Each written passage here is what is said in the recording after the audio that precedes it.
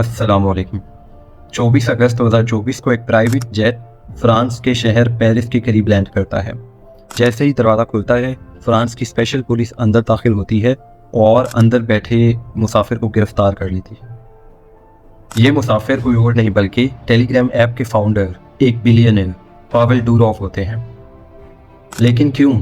एक messaging app के founder ने ऐसा क्या किया होगा कि उसे इस ड्रामाई तरीके से गिरफ्तार किया गया? उस पर मनी लॉन्ड्रिंग, फ्रॉड और टेररिज्म जैसी दफात लगाई गई, जिस पे उसको 20 साल तक की कैद हो सकती है।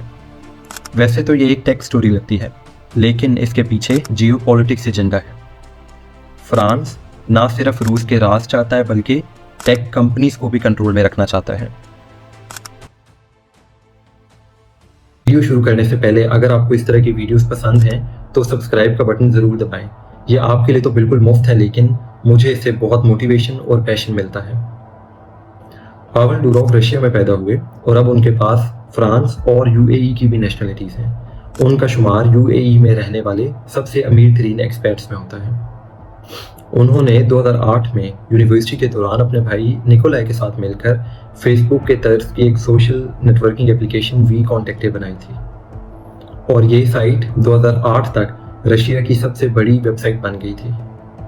2014 में रशियन गवर्नमेंट ने पावेल पे प्रेशर डालना शुरू किया कि वो ना सिर्फ साइट पे डाटा सेंसर करें बल्कि सारा का सारा डाटा गवर्नमेंट से शेयर भी करें।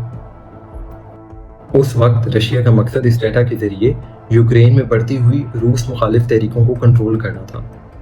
इस बढ़ते हुए प्रेशर को देखते हुए पावेल ने वी कॉन्टेक्टे को किसी और रशियन कंपनी को बेच दिया और खुद अब्रॉड मूव हो गए। पावेल का फोकस शुरू ही से फ्री स्पीच और यूज़र प्राइवेसी पे था, और इसी नुक्ते नज़र के तहत उन्होंने वी कॉन्टेक्टे को बेचा था। इन्हीं चीज़ों को मेन फोकस रखते हुए बाद में उन्होंने टेलीग्राम ऐप बनाई, और ये ऐप प्राइवेसी और एनक्रिप्शन जैसे फीचर्स की वजह से जल्द ही बहुत ज़्यादा मकबूल हो गई। तो चलें हम अपने पहले सवाल पे वापस चलते हैं कि आखिर पावेल ने ऐसा क्या किया कि फ्रांस को उसे गिरफ्तार करना पड़ा। फ्रांस के मुताबिक पावेल ने पुलिस और दूसरे कानून नाफिज करने वाले इदारों से ताउन नहीं किया, यानी कि दूसरे अल्फाज में फ्रांस को भी रशिया की तरह ऐप का डाटा चाहिए, जो कि पावेल ने देने से इनकार कर दिया। आज फ्रांस और इनफैक्ट नेटो को यह डाटा रशिया पे नजर रखने के लिए चाहिए। गिरफ्तारी की दूसरी वजह ऐप का एक ऐसा फीचर है जिससे यूजर्स को ट्रैक बैक नहीं किया जा सकता। टेलीग्राम यूजर्स को अकाउंट बनाने के लिए एक रियल फ़ोन नंबर की भी ज़रूरत नहीं, बल्कि वो फ्रेगमेंट ब्लॉकचेन यूज़ करते हुए एक फेक फ़ोन नंबर के ज़रिए भी अपना टेलीग्राम अकाउंट बना सकते हैं और किसी भी तरह की इलीगल एक्टिविटी में मुलविस हो सकते हैं, और इसके बाद उनको ट्रैक भी नहीं किया जा सकता। इसके अलावा टेलीग्राम ऐप क्रिप्टो करेंसी के ज़रिए भी पैसे ट्रांसफ़र करने की फैसिलिटी देती है, जिसको अथॉरिटीज़ मॉनिटर नहीं कर सकती। यहाँ गौर तलब बात यह है कि अगर टेलीग्राम पे सब कुछ एनक्रिप्टेड है तो फिर अथॉरिटीज़ को इस पे होने वाली इलीगल एक्टिविटीज़ का आखिर पता कैसे चलता है? दरअसल बात यह है कि टेलीग्राम पे ज़्यादा चीज़ें एनक्रिप्टेड नहीं हैं, बल्कि सिर्फ और सिर्फ प्राइवेट चैट ही एनक्रिप्टेड है, यानी कि ग्रुप्स और चैनल्स एनक्रिप्टेड नहीं हैं, और यही बड़े बड़े ग्रुप्स और चैनल्स इलीगल कामों के लिए इस्तेमाल किए जाते हैं। व्हाट्सएप पे एक ग्रुप पे सिर्फ 1024 लोगों को ऐड किया जा सकता है, जबकि टेलीग्राम पे ये लिमिट 2 लाख लोगों की है।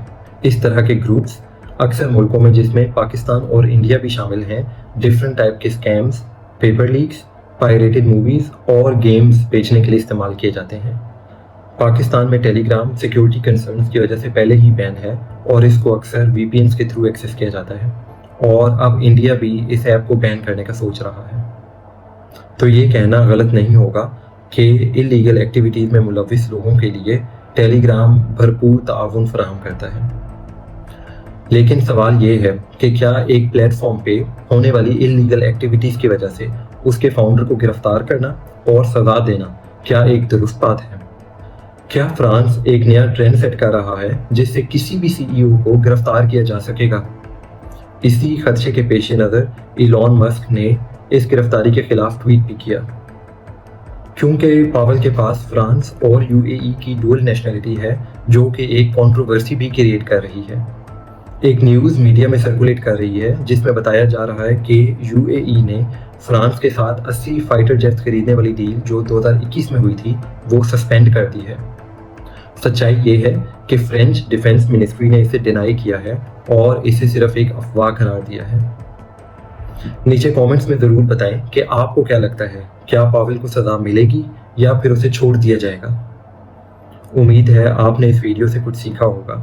इसको अपने फ्रेंड्स और फैमिली में शेयर करें और ऐसी मज़ीद वीडियोस देखने के लिए मेरे चैनल तैयब शबाब को सब्सक्राइब कर लें। अल्लाह हाफिज़।